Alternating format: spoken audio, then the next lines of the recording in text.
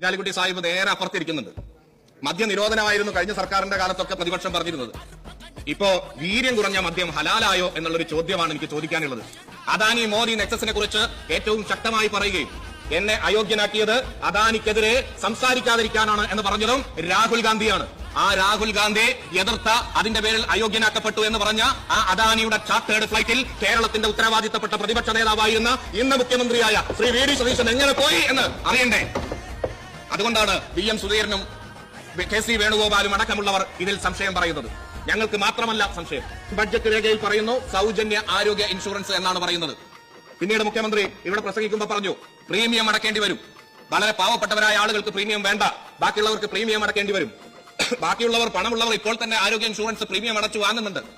എന്തിനാണ് അവരെ കമ്പൽസറി ആക്കിയിട്ട് സർക്കാർ ഒരു കമ്പനിയെ കൊണ്ടുവന്ന് കേരളത്തിലെ മുഴുവൻ ആളുകളെ കൊണ്ടും പ്രീമിയം അടക്കണമെന്ന് പറയുന്നത്? ഏത് കമ്പനിക്ക് വേണ്ടിയാണ് എന്നവിടെ വെളിപ്പെടുത്തണം.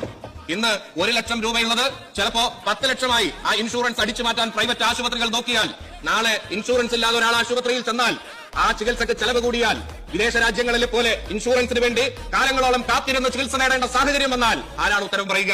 അതിനുള്ള കൃത്യമായ ഗൈഡ് ലൈൻ ഉണ്ടോ? ഉണ്ടാക്കേണ്ടതുണ്ട്. വെറും 10 കോടി മാത്രമാണ് അതിന് അനുവദിച്ചിട്ടുള്ളത്. എന്നാൽ അദാനിയുടെ ഈ മേഖലകൾ, ബ്ലൂ ഇക്കോണമി അടക്കമുള്ള മേഖലകളിലേക്ക് 1500 കോടിയിലധികം വരുന്ന തുകയുടെ മാറ്റമുണ്ട്. സാധാരണക്കാരന് ക്യാൻസർ അടക്കമുള്ള മാരകമായ രോഗങ്ങളുടെ ചികിത്സയുമായി ബന്ധപ്പെട്ട കാര്യങ്ങൾക്ക് ഒരു ആപ്പ് ഡെവലപ്പ് ചെയ്യുന്നു.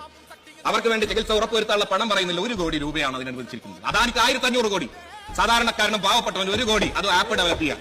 PM ശ്രീ അറബിക്കടലിൽ ഇടുമെന്ന് പറഞ്ഞിട്ടാണ് ഇവിടുത്തെ ഒരു മന്ത്രി അന്ന് തെരഞ്ഞെടുപ്പിനെ നേരിട്ട് നിങ്ങൾ എനിക്ക് വോട്ട് ചെയ്താൽ PM ശ്രീ അറബിക്കടലിൽ ഇടുമെന്ന് പറഞ്ഞിട്ട് അവൻ അറബിക്കടലിൽ ആ വോട്ടർമാർ കാത്തിരിക്കുന്നില്ല. കാരണം ആളുകൾക്ക് അറിയാം ഈ വാക്കിന്റെ വില എത്രയായിരിക്കുമെന്ന്.